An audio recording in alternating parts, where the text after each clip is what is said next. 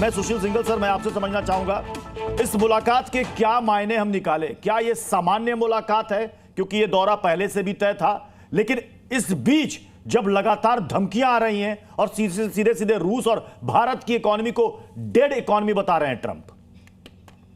प्रत्युष जी, आप बिल्कुल सही कह रहे हैं कि ये जो विजिट हो रही है एनएसए की, वो पहले से प्लान थी। लेकिन जो अभी जो डेवलपमेंट हुए हैं, जिस तरह की स्टेटमेंट्स आई हैं, काउंटर स्टेटमेंट आए हैं, उस कॉन्टेक्स्ट में ये विजिट बहुत ज्यादा महत्वपूर्ण हो गई है। और हमें ये भी बता दूं कि अभी अगस्त एंड में 27-28 अगस्त को ईएमबी विजिट करने वाले हैं रशिया का। एंड एक समिट भी होने वाली है हमारे प्राइम मिनिस्टर और पुतिन की, प्रेसिडेंट पुतिन की, और एससीओ की भी मीटिंग होने वाली है। तो ये बड़ा लंबा चौड़ा, काफी बड़ा कॉन्टेक्स्ट है, इसलिए मैं बोल रहा हूं। जहां तक मेरा विचार है, इसके जो उद्देश्य हैं इनकी विजिट के, जो होगा, एक तो मेरे ख्याल से हम ये बात करने वाले हैं कि भारत और रूस के जो संबंध हैं वो किसी के ऊपर डिपेंडेंट नहीं है, उनकी अपनी एक अहमियत है स्ट्रेटो। और दूसरे विचार से एनर्जी के बारे में बात होगी, क्योंकि अभी जैसा डिस्कशन हो रहा है, रशिया और जो प्रेसिडेंट ट्रंप है, उन्होंने धमकी दी है, जो कि वो बैक एंड फोर्थ करते रहते हैं। कभी कहते हैं मैंने कोई परसेंटेज नहीं बताई है, कभी कहते हैं कि मेरे को मालूम नहीं है। अभी कल उनसे सवाल किया गया, जैसा भी रामपाल जी अभी कह रहे थे कि अमेरिका खुद इंपोर्ट करता है। उसके बाद जब पत्रकार ने उनसे सवाल पूछा तो कहते नहीं, मुझे चेक करना पड़ेगा कि हम क्या कर रहे हैं। तो उन्हें यही नहीं मालूम है खुद को कि उनका देश क्या कर रहा है, लेकिन वो दुनिया की जो है सारी पॉलिसी डिसाइड करना चाहते हैं। उसके अलावा हमारा जो है, मेरे ख्याल से कि ये बहुत बड़ा डिप्लोमेटिक सिग्नलिंग भी कर रहे हैं हम, कि भाई हमारी जो भारत की जो फॉरेन पॉलिसी है इंडिपेंडेंट है, किसी देश के दबाव से नहीं चलती है।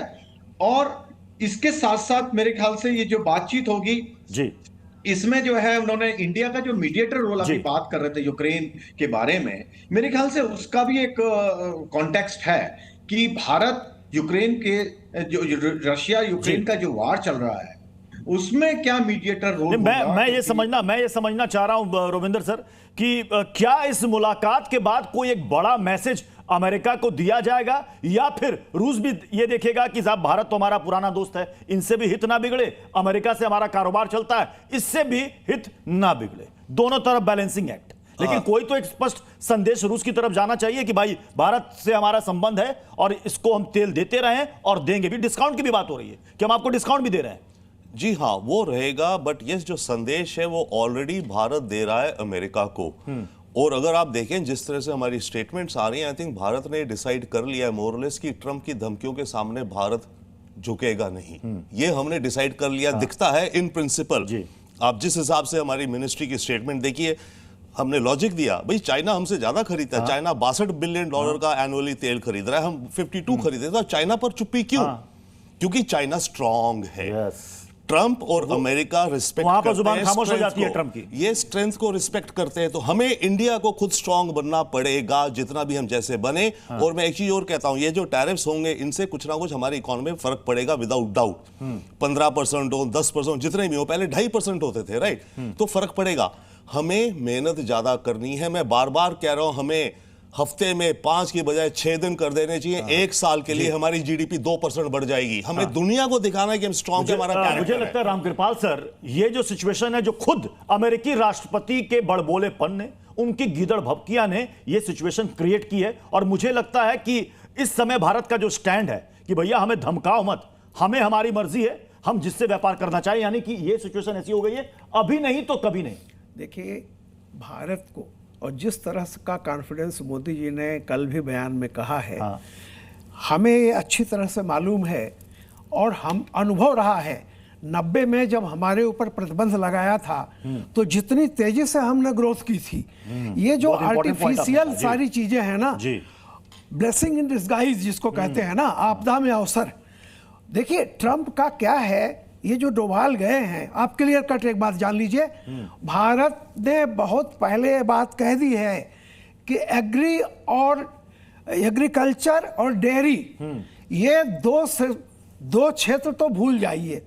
और अमेरिका की जिद यही है, कारण यह है कि उनके पास जितना सब्सिडी वो दे करके जितना एग्री उत्पादन होता है उसकी अब मार्केट उनको कहीं मिल नहीं रही है। और इंडिया की 140 करोड़ का बाजार है, वो सोचते हैं कि यहाँ थोड़ा सा भी खुल जाए तो हम अपने यहाँ के किसानों को खुश रख सकते हैं।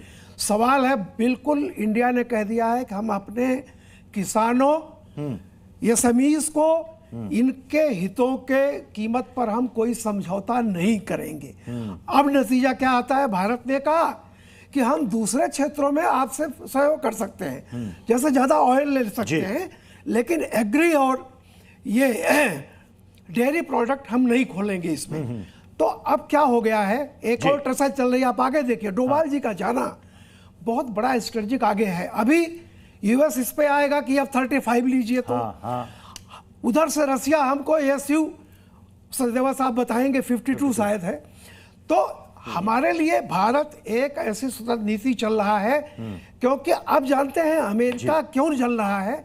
अमेरिका ने कल रात को चीन की तारीफ की है और कल भी कहा है कि हम अगर ये समझौता हो जाता है तो मैं जाऊंगा, शी जिनपिंग से मुलाकात करेंगे, हम दोनों की मुलाकात होगी। सबको यह है कि जिस गति से 6.5% से भारत बढ़ रहा है, कई देशों को ये चिंता होने लगी है।